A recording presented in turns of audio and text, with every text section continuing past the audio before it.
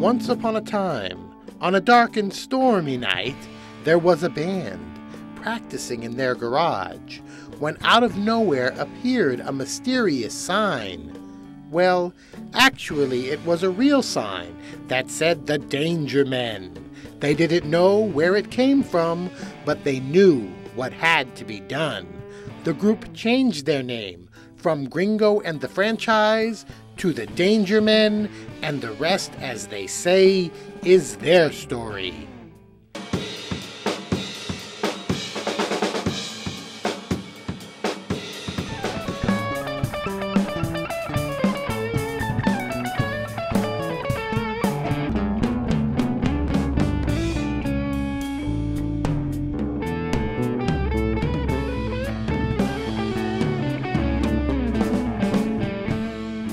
Meanwhile, on the other side of town stands this inconspicuous brick building. Now you may have driven by Chops and thought karate, pork, or maybe even sticks.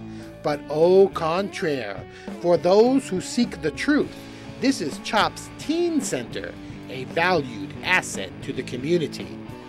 We see a lot of people showing up here just because they're bored. And then they walk in and they say, oh, there's activities over here, there's a dance happening on Friday night. How come I hadn't heard about this place sooner? We hear that all the time. Wow, I can't believe I haven't been here. Our mission, here and now, is to uncover what happens when two powerful forces, the Danger Men and Chops, one-of-a-kind recording studio, collide in a jam session of monumental proportions. But first, let us begin at the beginning. When I was a kid, my mom had like hand drums around the house and stuff. She taught dance, so it was always around me. And then my older brother had been playing guitar from the age of 10, and I was 5 years younger than him, so he kind of really got me into it. And I would just, drum around the house on tables and stuff, annoy my mom and stuff. I guess I started playing guitar since everyone plays guitar in middle school. But then I progressively got into like jazz band and that kind of thing. Basically I started out playing piano really young. Played saxophone in elementary school. I picked up the guitar when I was about 10. I didn't really get into it until I was about 15, and then from then on it's just been crazy.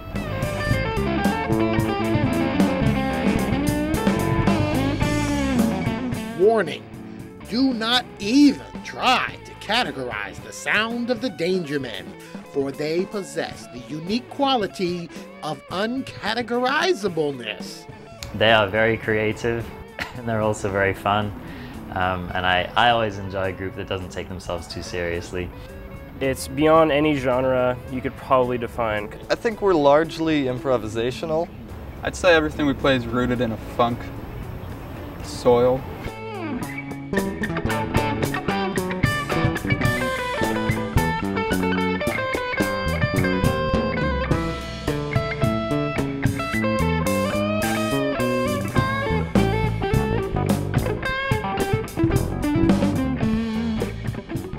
Local bands benefit from Chops Recording Studio in many ways, especially if your parents are worried about your rock and roll lifestyle.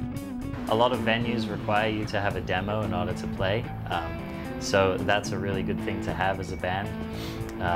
Number two, it's always nice to give to everybody that you know and to even sell. You can make money for your band that way. And it's good, mom and pop might be a little angry that you're always playing in the garage, making a racket and stuff like that. So this is great for parents, family, loved ones to see what you've been doing and to have a tangible result. And when Mr. Opportunity comes a knockin', your band better be a rockin'. You have aspirations to actually take your music further, to start making money on it, maybe to get signed, then it's extremely important to have a demo that you can give to a record label or whatnot. The idea with a band is that you want to be ready when the opportunity comes. You don't want to say, oh, hang on, give me a couple weeks, I'll get something together. You want to say, bam, I have this finished product right here which shows what we're all about.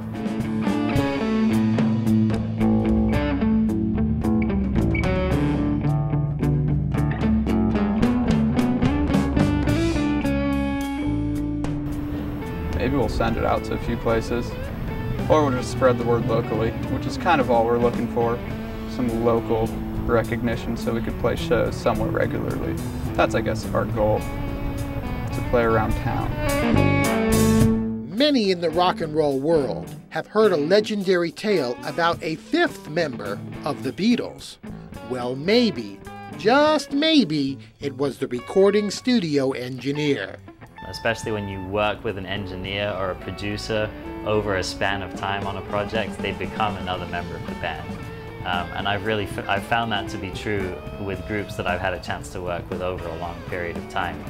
And that's because the creative process starts, you get excited about the sound, they get excited, and then you start working off of each other. And then the light bulb goes on and they realize, oh, this person can really help me achieve a sound that I wasn't previously able to have. This is the wonderful thing about working with artists and about recording, is that you can take your product from sounding like it did in the garage to sounding like it does on the radio when you listen to your favorite artists. In conclusion, however fame, money, time, and women affect the destiny of the Danger Men, one thing will remain the same. They will be true to who they be, whatever that is. I don't think the Danger Men's ever going to sell out. We just keep getting weirder, to be honest.